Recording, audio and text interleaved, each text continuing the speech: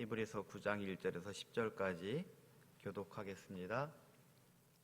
첫 언약에도 섬기는 예법과 세상에 속한 성소가 있더라.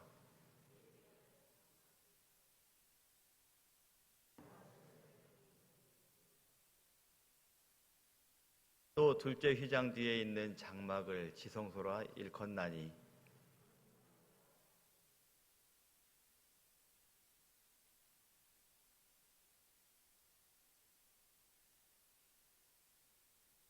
그 위에 속죄소를 덮는 영광의 그룹들이 있으니 이것들에 관하여는 이제 낱낱이 말할 수 없노라.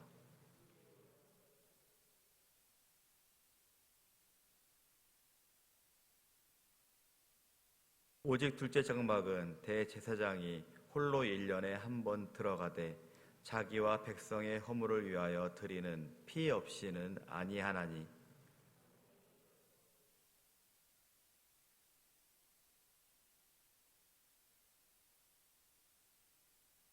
이 장막은 현재까지의 비유니 이에 따라 드리는 예물과 제사는 섬기는 자를 그 양심상 온전하게 할 수 없나니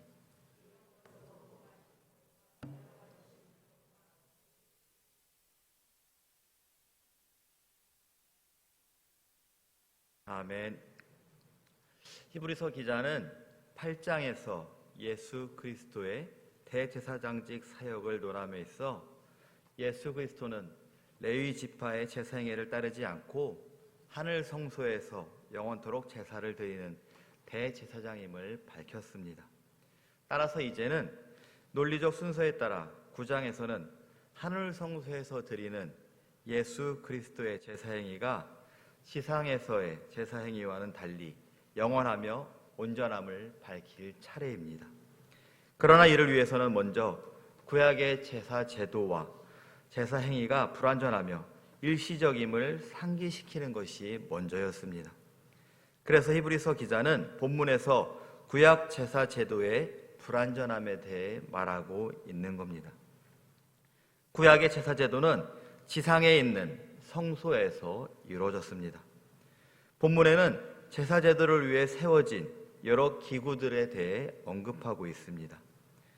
이처럼 히브리서 기자가 본문에서 구약 제사 제도의 불완전함을 알려주기 위해 성막의 여러 기구들을 언급하고 있는 이유는 이 성막의 기구들이 지상에 속한 유한한 것들로서 인간 제사장에 의해 사용되었고 또한 이들 성막 기구는 곧 하늘 성막에서 사역하시는 예수 그리스도의 성품을 대변하는 모형임을 알려주기 위함이었습니다. 그렇다면 지상에 속한 구약 성막의 각종 기구들은 무엇이며 또한 이 기구들이 어떤 목적에 사용되었습니까? 오늘 본문을 보니 먼저 성막에는 첫 장막이라 불리는 성소가 있습니다. 여기에는 그 우편에 떡상이, 그 좌편 떡상 맞은편에는 등잔대가 있고 또 그리고 정면 지성소 휘장 바로 앞에는 금 향단이 놓여 있었습니다. 그리하여 제사장들은 매일 아침 분향할 때 등잔대에 불을 끄고 또 매일 저녁 분향할 때 등잔대에 불을 켜서 성소 안을 환하게 밝혔습니다. 또한 제사장들은 일주일에 한 번씩 안식일 전날 밤에 떡상의 떡을 새 것으로 바꾸고 이때 바꾸어진 떡, 묵은 떡은 거룩한 성물이라 하여 제사장의 몫이 되었습니다. 성막엔 두 번째 휘장에 있는 지성소라 불리는 공간이 있는데 여기에는 언약궤가 있습니다. 4절에 보면 금 향로도 지성소에 있는 것처럼 언급되나 이는 대제사장이 대속죄일에 지성소에 가지고 들어가 언약궤를 향으로 가리는 데 사용하여 지성소에서의 사역과 관련됐기 때문에 그렇게 기록된 것으로 추정됩니다. 언약궤 안에는 만나를 담은 금 항아리, 아론의 쌍난 지팡이, 언약의 두 돌판이 들어 있습니다. 언약궤 위에는 하나님의 임재를 상징하는 두 천사가 서로 마주보며 날개로서 언약궤를 덮고 있는 형상을 한 영광의 그룹들이 있습니다.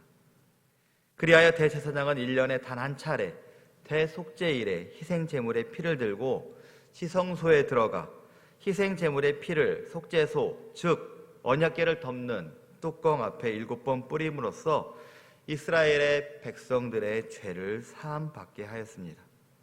그러나 첫 장막 성소나 두 번째 장막 지성소에 하나님을 섬기는 예법은 사실상 연약하고 부족한 인간 제사장들에 의해 행해졌기에 그 효력이 영원할 수가 없었습니다.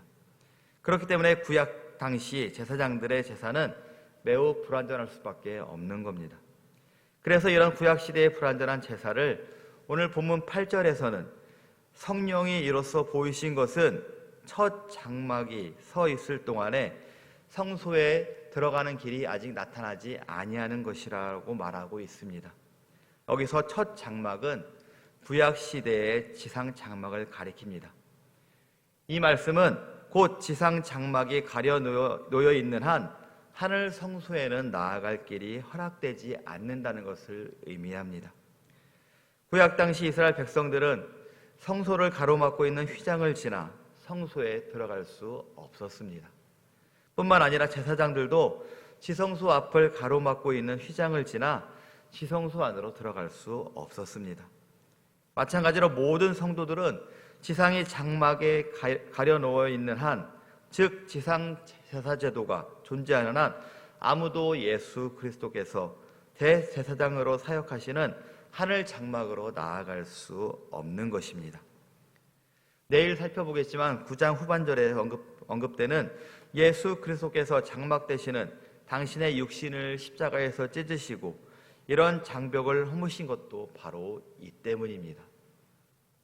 아무튼 이런 사실들은 지상 제사 제도가 얼마나 부족하며 불완전한 제도인지를 분명히 보여줍니다.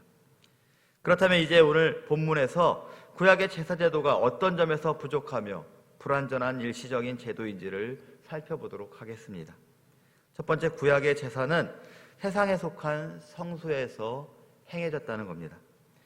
히브리서 기자는 1절에서 첫 언약에도 섬기는 예법과 세상에 속한 성소가 있더라라고 말하고 있습니다.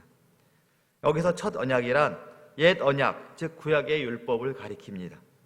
또한 섬기는 예법이란 하나님께서 제사 드리는 법도, 즉 제사와 관련된 의식과 절차를 말합니다. 그리고 세상에 속한 성소란 구약 시대의 지상 장막을 일컫습니다. 따라서 이는 구약 시대에는 지상에 속한 성소에서 구약의 율법을 쫓아 의식과 절차 중심의 제사가 행해졌다는 것을 보여줍니다. 이런 사실은 구약의 제사가 곧 외형과 의식에 치우친 불완전한 제사임을 암시합니다. 실제로 율법은 이스라엘 백성들의 모든 제사 의식을 하나에서 10가지 빠짐없이 법으로 규정하고 있습니다. 그 예로 레위기 16장에 나오는 대속죄일의 제사를 관한 규정을 살펴보면 먼저 1년에 한 차례씩 거행되는 대속죄일에 이 제사를 위해 대제사장은 화려한 대제사장의 복장을 벗고 모두 흰색의 세마포로 된 의복을 착용해야 했습니다. 또한 율법은 이날 대제사장이 자신과 자신의 가족 그리고 이스라엘 백성들을 위한 속죄 제사 시 행할 모든 의식과 그런 절차, 희생 제물에 대해서도 세부적으로 규정하고 있습니다. 즉 희생 제물은 어떤 짐승으로 해야 할지, 지성소에 들어갈 때 무엇을 준비해야 할지, 또한 지성소 안에서 핏부림 의식은 어떻게 행해야 할지, 또한 지성소에서의 핏부림 의식이 끝난 뒤에 나와서 번제단에서 핏부림 의식은 또 어떻게 해야 할지, 그 후에 아사셀 염소를 광야로 보낼 때는 어떻게 의식을 해야 할지 등 모든 전반적인 복장에서부터 제사 절차에 이르기까지 실로 엄격하고 까다롭게 법으로 제정되어 있습니다. 그런데 이런 구약의 제사의식은 비단 대속죄일 제사뿐 아니라 모든 제사에 있어서 그 매우 절차가 엄격하고 그렇게 규정되어 있습니다.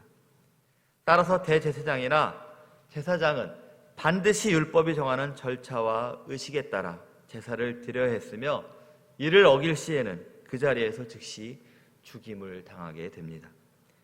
그러기에 구약의 제사는 자연히 외형적이고 의식으로 흐를 수밖에 없게 된 겁니다. 결국 구약의 제사는 시대가 흐를수록 제사의 원래 정신은 사라지고 형식과 외식만이 남게 되었던 겁니다. 이는 곧 구약의 제사제도 자체가 인간의 마음 중심과 내면의 신앙 자세보다는 형식과 의식에 치중한 불완전한 제도였기 때문입니다. 그러나 참으로 하나님께서 원하시는 제사는 진정과 신령으로 드리는 제사요, 또한 자신의 몸을 산제물로 드리는 제사입니다. 그래서 사도 바울은 참 제사, 진정한 예배는 구약의 제사와 같이 죽을 희생 제물을 하나님께 드리는 의식과 절차에 치중한 형식적 예배가 아니라 자신을 거룩한 산 제물로 드리는 영적 예배라고 말하였습니다. 그렇다면 새 언약 시대 복음의 빛 가운데 사는 우리 성도들은 과연 어떤 자세로 하나님께 예배 드려야 할까요? 혹시 구약의 성막을 교회라는 그 형태로 바꾸었을 뿐 여전히 형식과 의식에만 사로잡혀 진정한 예배자의 자세를 상실한 채 습관적인 그런 신앙 상태로 일관하고 있지는 않는지 우리 자신을 돌아보시기 바랍니다. 두 번째는 구약의 제사는 양심을 정결케 하지 못합니다. 9절 말씀 함께 보도록 하겠습니다. 이 장막은 현재까지의 비우니 이에 따라 드리는 예물과 제사는 섬기는 자를 그 양심상 온전하게 할 수 없나니. 아멘. 방금도 살펴보았지만 구약의 제사는 의식과 형식을 위주로 한 제사였습니다. 따라서 구약 시대에는 절차와 의식을 규정한 율법의 형식을 준수한다면 누구도 일단 외형적으로는 조금도 꺼리킬 것이 없다는 겁니다. 그러기에 구약의 제사 제도는 인간의 심령 깊숙이 내재해 있는 양심의 문제에 관해서는 거의 관심을 두지 않습니다. 그렇다면 과연 우리 신앙인에게 있어 양심이란 무엇입니까? 양심이란 선과 악을 구별하는 능력을 가리킵니다. 그러기에 올바른 양심을 가진 성도는 누구나 선을 추구하고 또한 죄를 범했을 때 죄의식을 갖기 마련입니다. 그러나 구약의 율법은 겉으로 드러난 범죄 행위만을 범법으로 규정하기에 실상 범행 이전에 그 의지 자체는 아무런 문제가 되지 않습니다. 뿐만 아니라 극단적으로 구약 시대에는 악한 마음을 품더라도 이를 행위로 옮기지 않았을 경우 이는 범죄 구성 요건에도 들지 않습니다. 따라서 구약 시대에는 대개의 경우 실제로 범법 행위를 하지 않은 양심 가책만으로는 속죄 제사를 드리는 경우가 없었습니다.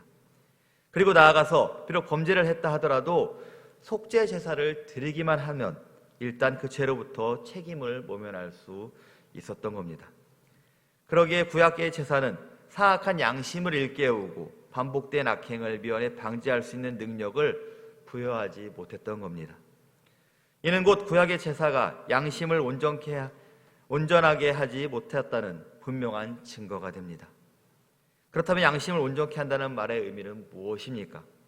이는 곧 사악한 양심을 돌이켜 죄로부터 회개해야 하고 나아가 습관적인 범죄에서 벗어나 온전하게 거듭나는 중생의 역사를 의미하는 겁니다. 진실로 이런 역사는 성령의 역사요, 하나님의 강권적이며 초자연적인 역사입니다. 따라서 구약시대의 희생제물이 흘린 피로서는 도저히 이런 온전한 역사를 이룰 수 없는 것입니다. 반면 성령이 거듭나게 하는 역사를 통해 중생을 체험한 성도는 항상 그 마음이 성령의 지배를 받습니다. 그래서 이런 성도들은 날마다 거룩하고 성결한 열매를 맺기 위해 힘쓰며 반대로 성령을 거스려 육체의 소욕을 쫓는 악행을 범하지 않게 되는 것입니다. 그리고 나아가서 눈에 띄는 악행뿐 아니라 눈에 보이지 않는 마음의 범죄까지 삼가하기 위해 노력하게 됩니다. 예수 그리스도께서 산상수훈을 통해 외적인 범죄뿐 아니라 내면의 범죄까지도 삼가하고 마음을 정결하게 다스리도록 교훈하신 것도 같은 맥락에서 이해돼야 합니다. 그러므로 성도 여러분, 오늘날 혹시 나 자신은 선한 양심을 속이고 눈가림만으로 신앙생활을 하고 있지는 않으십니까? 만약 그렇다면 옷을 찢지 말며 가슴을 찢는 마음의 자세로 겸허하게 회개하는 성도들이 되셔야 합니다. 그리하여 이제는 더 이상 율법하에 살던 구약의 이스라엘 백성들처럼 유치하며 초보적인 신앙 상태에 머무르지 말고 우리 주 예수 그리스도 앞에서 행위로나 양심으로나 결코 부끄럽지 않는 성숙한 신앙생활을 영위하는 성도님들이 되셔야 합니다. 마지막으로 구약의 제사는 개혁할 때까지만 주어진 것입니다. 10절 말씀 함께 보도록 하겠습니다. 이런 것은 먹고 마시는 것과 여러 가지 씻는 것과 함께 육체의 예법일 뿐이며 개혁할 때까지 맡겨둔 것이니라. 아멘. 여기서 먹고 마시는 것과 여러 가지 씻는 것이란 구약 당시 일상생활에서 정한 식물과 부정한 식물을 가리켜 섭취하는 정결 예법과 또 제사에서 정결을 유지하기 위해 몸을 씻는 여러 가지 정결 의식에 관한 규례들을 가리킵니다. 따라서 이러한 제반 규례들은 근본적으로 영적으로나 도덕적으로나 사람의 양심을 온전케 하지 못하고 단순히 외적으로 육신을 정결케 할 수밖에 없었습니다. 그래서 히브리 기자는 이를 육체의 예법이라고 하였습니다. 또한 여기서 개혁한다는 말은 새롭게 한다는 의미로 번역할 수 있습니다. 이는 곧 예수 그리스도께서 오셔서 육체의 예법을 새롭고 신령한 제도로 개혁하신다는 것을 가리킵니다. 결국 이러한 사실들은 구약의 제사 제소는 죄인을 영육간에 온전케 할 수 없으며 이 제도는 예수 그리스도께서 이 땅에 오셔서 새롭게 언약을 주시기까지 임시적으로 주어진 것임을 보여주는 것입니다. 그렇다면 어찌하여 구약의 제사 제도는 영원하지 못하고 한시적으로 주어졌을까요? 이런 사실은 10절에 맡겨둔 것이니라는 단어를 통해 잘 나타납니다. 여기서 맡겨두다는 직역하면 위에 올려두다라는 뜻으로 이는 짐을 지우다라는 의미입니다. 이는 곧 구약의 율법하에 제정된 각종 제도들은 모든 이스라엘 백성들에게 큰 짐이 되고 부담감을 강요할 뿐 아무도 이를 온전하게 지킬 수 없었음을 보여줍니다.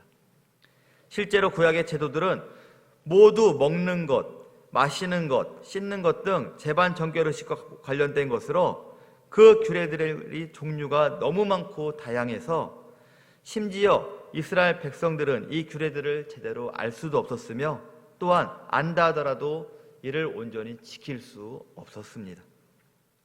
그래서 사도 베드로는 이런 구약의 제도를 가리켜 우리 조상과 우리도 능히 매지 못하는 멍에라고 말하였습니다.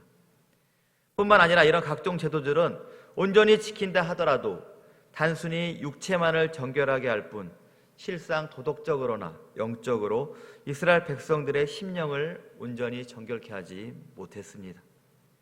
이처럼 구약의 제도들은 사람에게 짐만 될 뿐 진정으로 죄인들을 죄로부터 온전히 정결케 할 수 없는 불완전한 제도였습니다. 그래서 지속될 수 없었던 겁니다. 그렇다면 예수 그리스도께서 오셔서 개혁한 새 언약은 과연 무엇입니까? 미국의 복음주의 신학자 핸드릭스는 신약에 이르러 예수 그리스도께서 새롭게 개혁하신 새 법을 가리켜 신령한 예배의 질서라고 말합니다.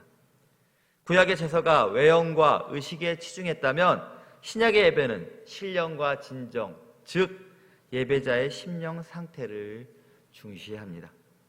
뿐만 아니라 구약의 제사는 제사장을 통해 간접적으로 하나님과의 교제를 허용하였지만 신약의 새 언약 아래서 성도들은 직접 주님께 나아가 매 순간순간을 통해 주님과의 거룩하고 신령한 교제를 나눌 수 있게 된 것입니다. 더욱이 구약의 제사가 주된 목적이 어미하신 하나님의 진노와 형벌을 피하기 위한 속죄에 있었다면 신약의 예배는 감사와 찬양과 영광이 주된 목적입니다. 그러기에 예수 그리스도께서 새롭게 개혁하신 새 시대, 새 언약이야말로 구약의 옛 율법, 각종 제사 제도 등과는 비교도 할 수 없는 귀하고 복되며 영원한 법인 것입니다. 구약의 제사는 형식 위주의 제사요, 의식 위주의 중심 제사였습니다. 그러기에 구약 제사는 근본적으로 양심, 죄의 문제를 온전케 정결케 할 수 없었습니다. 뿐만 아니라 이런 불완전함 때문에 구약의 제사는 자칫 가식적이고 위선적인 제사 행위로 전략하는 경우가 흔했던 겁니다. 그래서 수많은 구약의 선지자들이 이런 가증한 제사를 중단하고 하나님께서 기뻐하시는 올바른 제사를 드리도록 끊임없이 촉구했던 겁니다. 이사야서 1장 13절에서 15절 말씀 보도록 하겠습니다. 헛된 재물을 다 가져오지 말라. 분향은 내가 가증히 여기는 바요. 월삭과 안식일과 대회로 모이는 것도 그러하니 성회와 아울러 악을 행하는 것을 내가 견디지 못하겠노라. 내 마음이 너희의 월삭과 정한 절기를 싫어하나니 그것이 내게 무거운 짐이라. 내가 지기에 곤비하였느니라. 너희가 손을 펼 때에 내가 내 눈을 너희에게서 가리고 너희가 많이 기도할지라도 내가 듣지 아니하리니 이는 너희의 손에 피가 가득함이라. 아멘. 죄악으로 가득하고 거룩하지 않은 형식적인 제사나 올바르지 않은 제사는 하나님이 받지 않으실 뿐만 아니라 쳐다보지도 않으시고 기도를 많이 해도 듣지 않으신다는 겁니다. 이처럼 형식과 의식에 사로잡힐 경우 우리는 자칫 신앙의 근본 정신을 잃어버리기 쉽습니다.